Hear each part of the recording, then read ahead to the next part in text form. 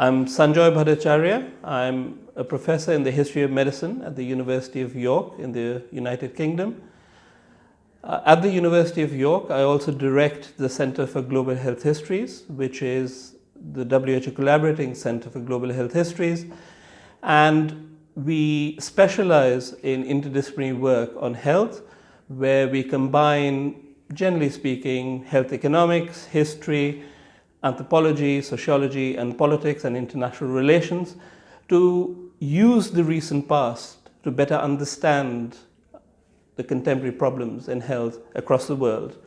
My own work is focused in South Asia, India being the primary focus. I'm of Indian origin, love the country, love studying the country, love trying to promote health equity in the country.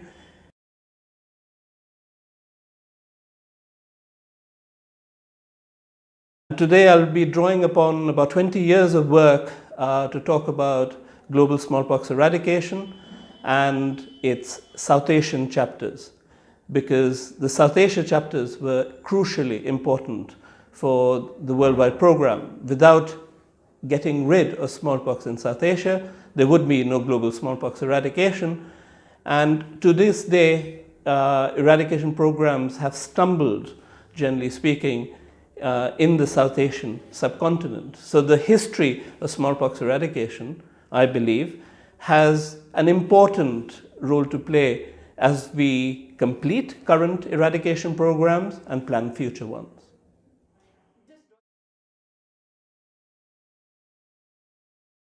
Okay, so the first thing that struck me 20 years ago when I started was that most of the existing histories of smallpox eradication, or indeed any disease control, elimination, or eradication program, was largely Anglo-centric.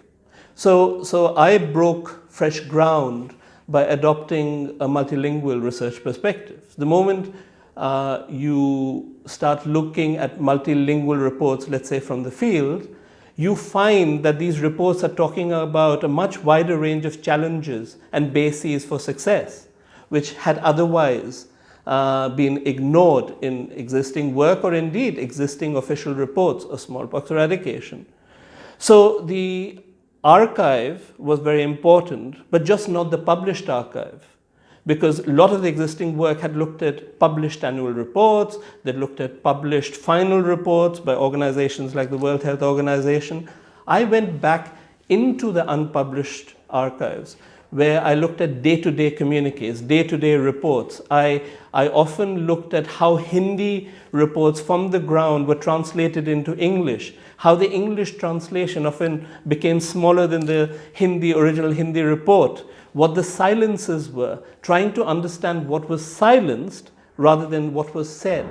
So my approach was, I think, inspired by many of my colleagues in anthropology who excel at understanding silences, but also multilingual historical research of the recent past, which had just not been considered important because many of the historians who had written before me just assumed that the only important people were a few American and a few European actors at the very top, and that the people on the ground level just did not matter. They were merely following orders. But very quickly, what my research showed was that these were the people who were adapting big ideas into very specific social and political contexts, without which there would have been no acceptance of policy.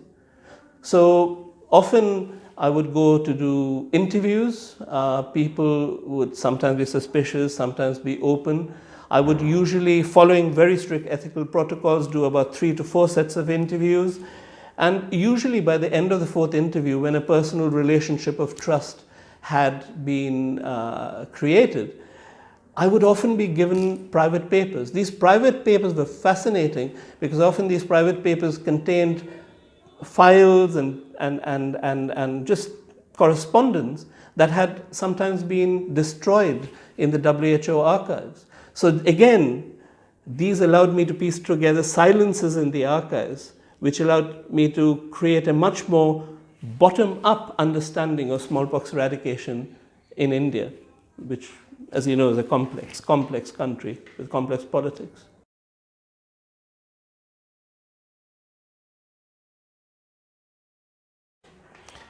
So often successful programs have their histories that are written from the perspective of the few. So my definition of democracy implies that a major health program, preventive or curative, is always dependent on hundreds of thousands of actors, all genders, religions, castes, economic status. As teams fan out into urban and rural areas, different types of social and political expertise is needed. That expertise is needed because the cultural, social, and political determinants of health are immensely important. So even if an effective drug is available or an effective vaccine is available, their use has to be socially, culturally, and politically negotiated. So when we write histories of these programs, I believe that it's very, very important to capture all these voices. We have lessons to learn. So as you know, people are trying to eradicate polio in Afghanistan and are paying with their lives often in this battle to kill off a terrible disease. These are the real public health heroes whose experiences we need to record, understand better, so that in future, when we work in the same regions, we have a roadmap about how to proceed. If we lose all these voices, then we lose a democratic history. That's what I mean by a democratic history. So we cannot write a history of a global program by focusing on, let's say, 3 people in Geneva and 3 people in Washington, D.C., and 3 people in New York. I mean, these were the high-level thinkers. But ultimately, their ideas were adapted and interpreted in thousands of ways to make smallpox eradication possible. So that's what I mean by democracy and the democratization of history.